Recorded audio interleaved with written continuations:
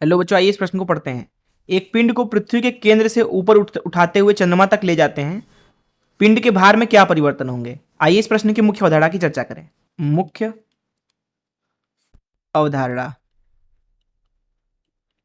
मान लीजिए कि हमारे पास में एक पिंड है जिसका द्रव्यमान m है। ये एक पिंड है जिसका द्रव्यमान हम मान लेते हैं m है। मान लेते हैं इस m द्रव्यमान पे गुरुत्वीय त्वरण जो है वो g है। इस अवस्था में जो इसके ऊपर लगने वाला गुरुत्वीय बल होगा उसको लिखा जाएगा Fg बराबर m गुणे g के बराबर। ये गुरुत्वीय बल ही इसका भार कहलाता है। तो ये पहली चीज आप समझ लीजिए। दूसरी चीज यहाँ पे ये समझते हैं हम। मान लीजिए हमारे पास में एक गोला है, ठोस गोला, कुछ इस तरीके से। ये एक ठोस गोला है जिसका द्रव्यमान मान लेते हैं m है, त्रिज्या r है, ये इसका केंद्र है। तो एक ऐसा बिंदु लीजिए जो इसके बाहर है, मान लीजिए कुछ इस तरीके से, जो कि केंद्र से r दूरी पर है, केंद्र से r दूरी पर। और एक और बिंदु ले लीजिए यहां अंदर उसके, जो कि केंद्र से मान लीजिए x दूरी पर है, कुछ इस तरीके से। अंदर वाले बिंदु को P बोल देते हैं, बाहर वाले को Q बोल देते हैं। तो यहाँ पे दो सूत्र लिखेंगे हम। जो P पे गुरुत्वीय त्वरण होता है उसका मान दिया जाता है gm भागे r की घात 3 गुणे केंद्र से दूरी जो कि x है। और जो बाहर गुरुत्वीय त्वरण होगा gq, उसका मान दिया जाएगा gm भागे r के वर्ग से। तो इन मुख्य अवधारणाओं का इस्तेमाल करके चलिए प्रश्न को हल करते हैं। हल। यहाँ पे आप देख सकते हैं कि हमने दो गोले लिए हैं, एक पृथ्वी है और एक चंद्रमा है।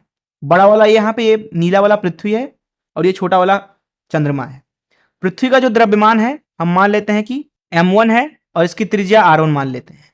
वहीं जो चंद्रमा है उसका द्रव्यमान मान लेते हैं m2 और त्रिज्या r2। तो इसका केंद्र बना लेते हैं और इसका भी, इनके केंद्र को बिंदुवत रेखाओं से हम मिला लेते हैं कुछ इस तरीके से। पृथ्वी के केंद्र को C1 बोल देते हैं, चंद्रमा के केंद्र को C2। अब हम क्या करते हैं कि इस व्यवस्था को दो क्षेत्रों में बांट देते हैं। पहला क्षेत्र है पृथ्वी के केंद्र से पृथ्वी के सतह तक का क्षेत्र, अर्थात यहां से यहां तक का। दूसरा क्षेत्र ले लेते हैं पृथ्वी के सतह से लेकर चंद्रमा की सतह तक का क्षेत्र, कुछ इस तरीके से। हम मान लेते हैं कि पृथ्वी और चंद्रमा के केंद्रों से केंद्र तक की बीच की दूरी अर्थात C1 C2 का मान यहाँ पे d है।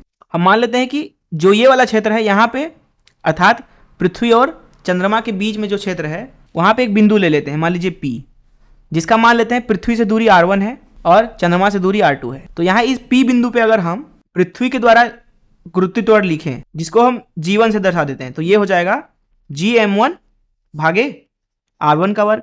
इसी तरीके से अगर चंद्रमा के द्वारा वहां पे गुरुत्वीय त्वरण लिखा जाए जिसको g2 से लिखेंगे, वो हो जाएगा gm2 भागे r2 का वर्ग।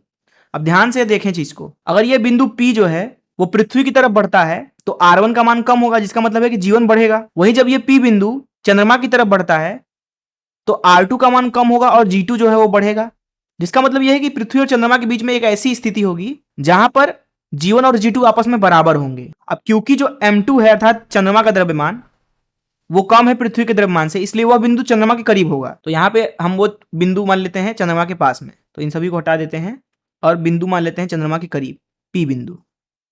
ये r2 दूरी है और ये दूरी r1 है। तो यहाँ पे हम मान लेते हैं कि यह एक ऐसी स्थिति है जहां पे g1 और g2 आपस में बराबर है। तो यहाँ पे हम बोल देते हैं g1 और g2 आपस में बराबर है, जिसका मतलब है कि P बिंदु पर अब गुरुत्वीय त्वरण शून्य होगा। P बिंदु के इधर अगर आप बात करेंगे तो गुरुत्वीय त्वरण इधर की दिशा में होगा, वहीं इधर अगर आप बात करें तो गुरुत्वीय त्वरण इधर की दिशा में होगा।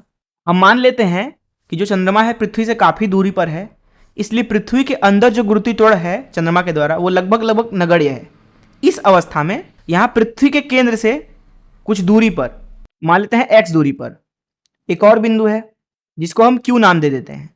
तो यहाँ पे Q बिंदु पे जो गुरुत्वीय त्वरण है जिसको हम g3 बोल देते हैं, उसका मान लिखा जाएगा gm1 भागे r1 की घात 3 गुणे x के बराबर।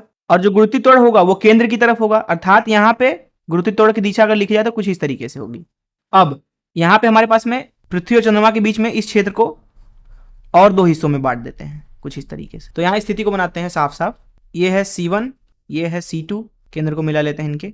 यहाँ पे बीच में पृथ्वी और चंद्रमा के बीच P बिंदु है, पृथ्वी के अंदर एक Q बिंदु है। ये पहला क्षेत्र है केंद्र से सतह तक। दूसरा है सतह से लेके उस बिंदु तक का क्षेत्र जहां पे गुरुत्वीय त्वरण शून्य है, फिर गुरुत्वीय त्वरण शून्य वाले बिंदु से चंद्रमा की सतह तक। अब जैसा कि हमने देखा कि जब आप केंद्र से दूर जाएंगे तो x का मान बढ़ेगा, x का मान बढ़ते ही गुरुत्वीय त्वरण बढ़ेगा, जिसका मतलब है कि केंद्र से सतह तक जाने पे गुरुत्वीय त्वरण बढ़ेगा। ऐसा तब है जब हमने माना कि चंद्रमा का जो गुरुत्वीय त्वरण है पृथ्वी के अंदर वो लगभग नगण्य है, क्योंकि चंद्रमा काफी दूरी पर है। वहीं फिर हमने देखा कि जो गुरुत्वीय त्वरण होगा सतह से लेके P बिंदु तक, उसकी दिशा कुछ इस तरीके से होगी। इसका मतलब है कि सतह से लेके P बिंदु तक पृथ्वी का गुरुत्वीय त्वरण ज्यादा है चंद्रमा के मुकाबले इस क्षेत्र में, अर्थात यहाँ पे लिखेंगे हम, यहाँ पे G1 का मान ज्यादा है G2 से, इसलिए जब आप इधर से इधर जाएंगे तो कुल गुरुत्वीय त्वरण जो होगा, जिसको हम G से प्रदर्शित कर देते हैं, वो घटेगा, क्योंकि पृथ्वी की गुरुत्वीय त्वरण घटेगी। क्योंकि कुल गुरुत्वीय त्वरण किसके बराबर होगा? G1 ऋण G2 के, क्योंकि दोनों की दिशा विपरीत है। वहीं जो ये P बिंदु है, यहां पे गुरुत्वीय त्वरण का मान 0 के बराबर है। उसके बाद फिर जब आप इधर जाएंगे तो क्योंकि गुरुत्वीय त्वरण इस दिशा में है, इसलिए अब आगे बढ़ने पर गुरुत्वीय त्वरण जो है उसका मान, कुल मान जो है वो बढ़ेगा, क्योंकि इस क्षेत्र में जो G1 है वो कम है G2 से। अब प्रश्न में बोला जा रहा है कि एक द्रव्यमान जिसको केंद्र से चंद्रमा तक ले जाते हैं।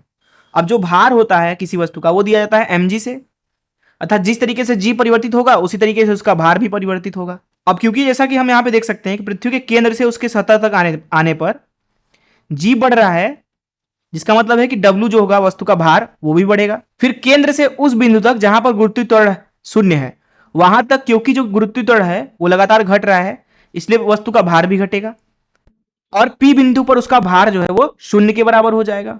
उसके आगे का क्षेत्र जो है चंद्रमा के सतह तक का, वहां पे क्योंकि गुरुत्वीय त्वरण पुनः बढ़ रहा है, जिसका मतलब है कि पुनः भार बढ़ेगा।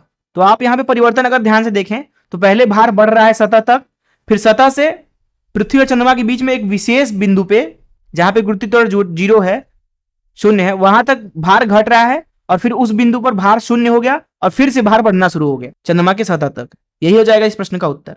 मैं आशा करता हूं कि आपको इस प्रश्न का हल जरूर समझ में आया होगा। धन्यवाद।